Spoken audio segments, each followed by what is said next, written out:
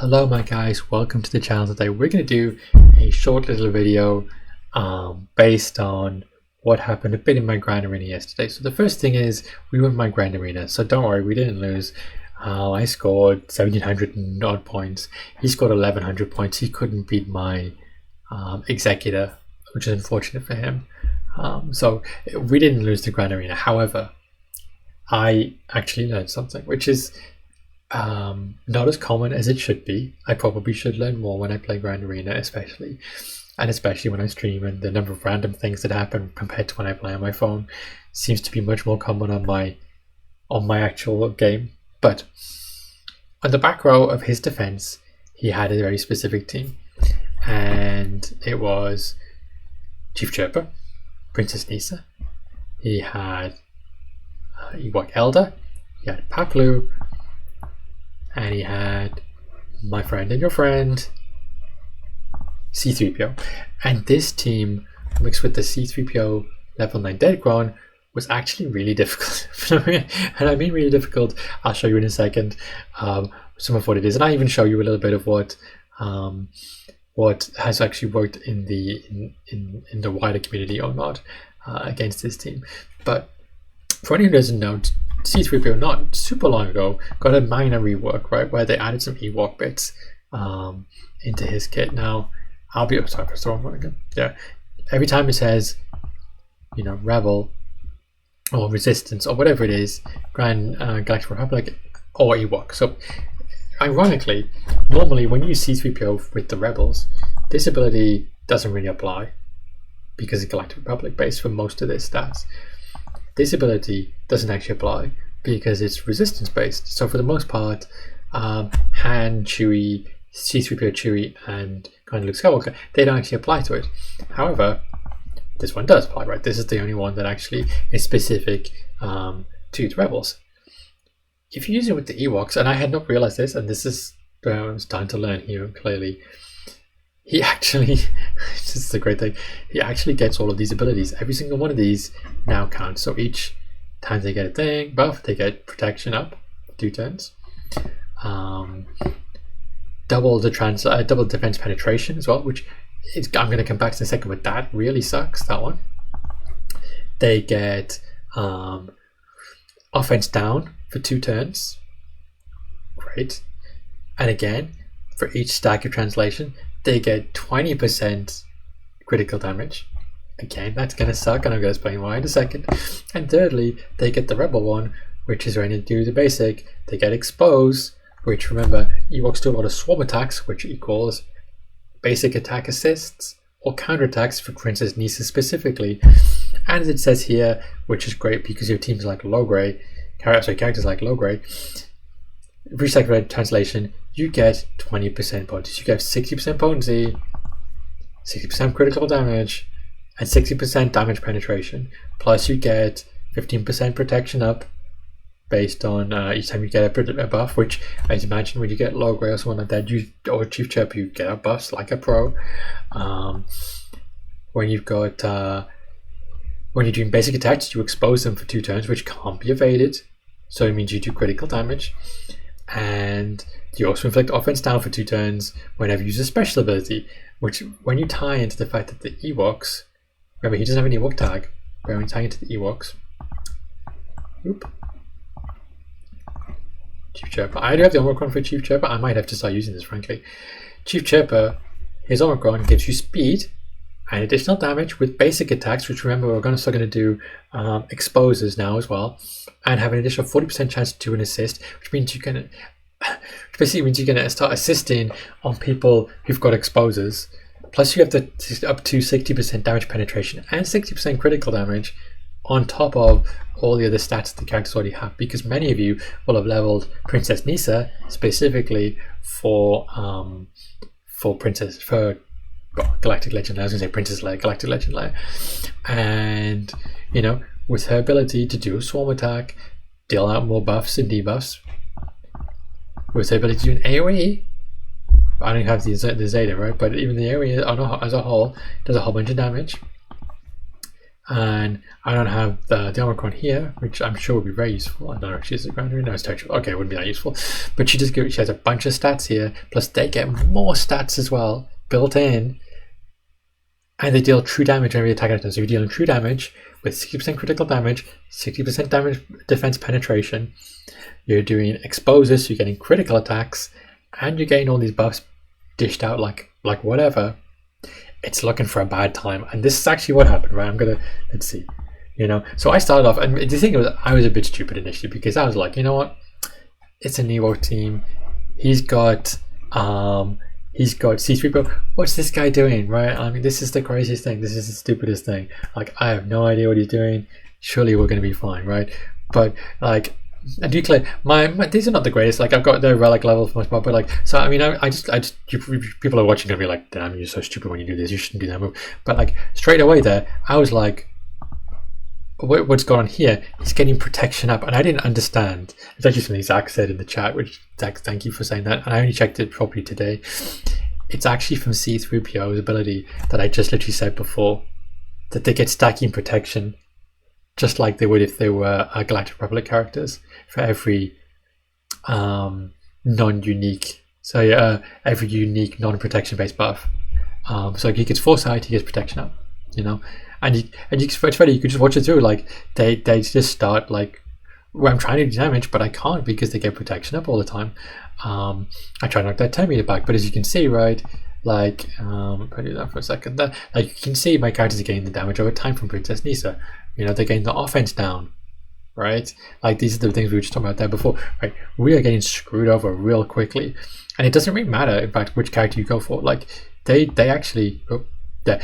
Thankfully, you can't. I quit out there because I was like too depressed. Let me just go back. You get to see like because I literally just lost the first one at that point, I think. Yeah, like I got to this point here and I'm like, this has gone badly.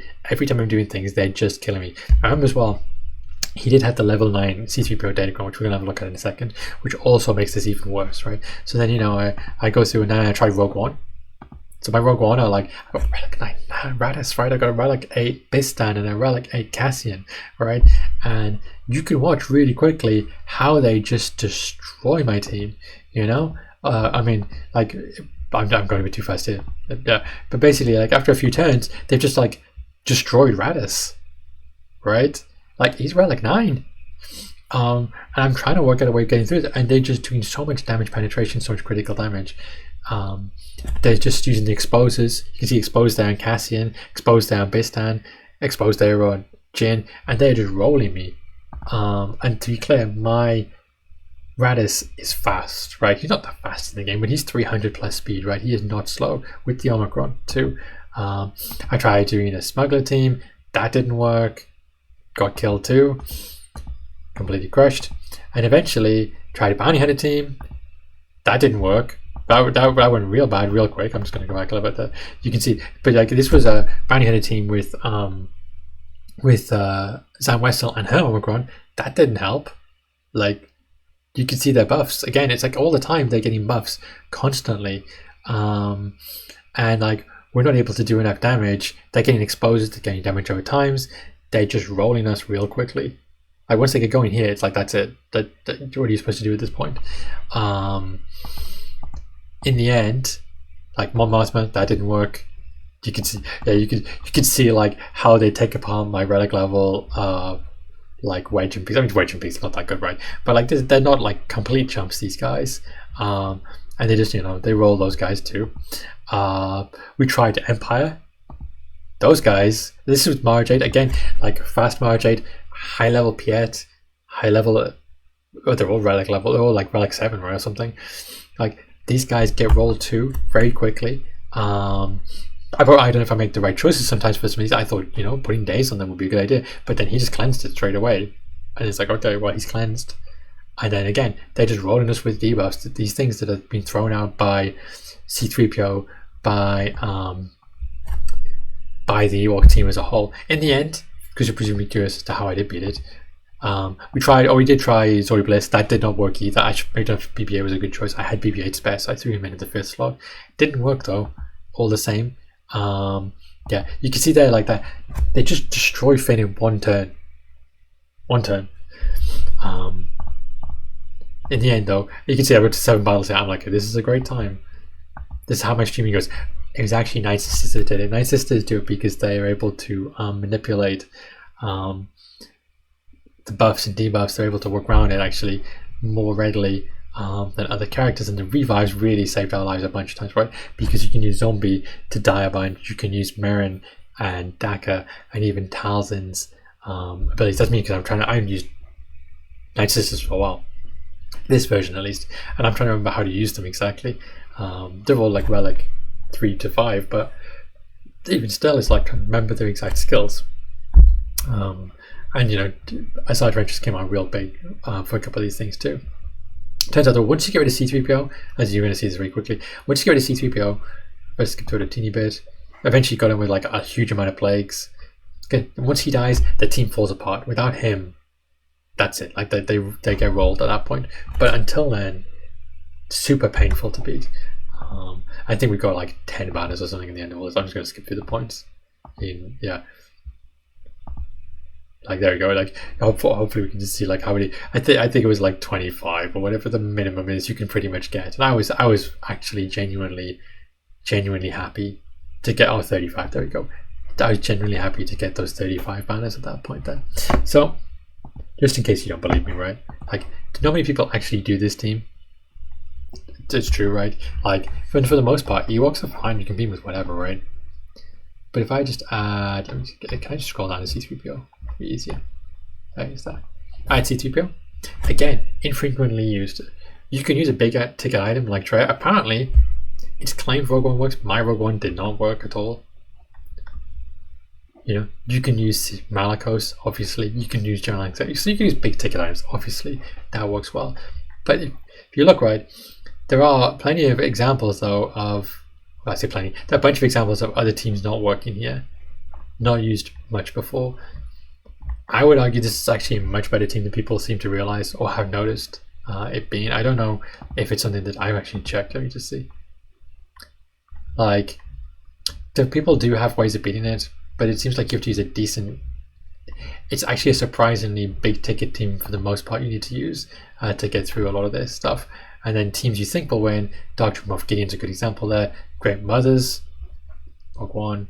Like, these teams don't work against the Ewok C-3PO team. And obviously the makeup of the team is really important as well, because they all play into C-3PO's abilities about how he works and how he's able to do things like expose and to do protection up and to do critical damage and defense penetration and so on and so forth. But just flicking back the game for a minute, if we just go out to his Datacron, so my Datacron's not the best, but I think it's the purple ones that we can look at. I think is it in here? No, so it's in this one here. There's C-3PO's here. Oh, was it the season before? Okay, sorry, it was the season before, I apologize. It was in these ones here. Yeah, it would be because there's Luke's one of them. Okay, C-3PO, there is that. Gains 15% turn meter when other allies use a special ability. Doesn't sound like a lot. Like, it really doesn't. But if you think it this way,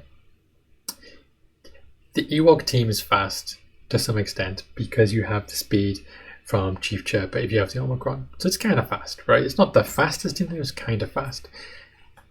Then you add in the counterattacks and so on from Princess Nisa. Then you add in this 10 meter you now get from C-3PO when you're doing the kind of like exposes and so on, and the swarm attacks, and every time you do translate, you reduce down the cooldown so they're able to do their special abilities quicker. And it actually turns around, this like becomes some kind of like engine, which, as you saw in a few of those bits there, actually becomes a surprisingly good defensive team. Don't get me wrong, it's not going to be the Galactic Legend, it's not the best team in the game or anything like that, but if you're looking for a team, even without this Datacron, that can sit on possibly your back row, and you've got some decent level of Ewoks, because many of us have at least a few Ewoks leveled because of different Galactic Legend unlocks. Maybe you have more than me, I only have 3 of them leveled, and you have a good C-3PO, again required for different Galactic Legends. It maybe wouldn't be the worst shot in the world to put an Ewok C-3PO team in the back row. And as I said, there are different versions depending on what you're looking for. Logray could work really well with C-3PO. Ewok Elder clearly works very well with C-3PO. Wicked can work very well. Papu can work well. I'm not sure about the last two. Maybe those two, maybe not so much. But certainly these two guys and this guy over here could easily work as the fourth man in a 5-man team when you include C-3PO as the fifth person. Just something to think about. Something that really stuck me last night. Something that I actually learned for once, which is crazy. The fact that I, actually pay attention and learn on a Sunday night.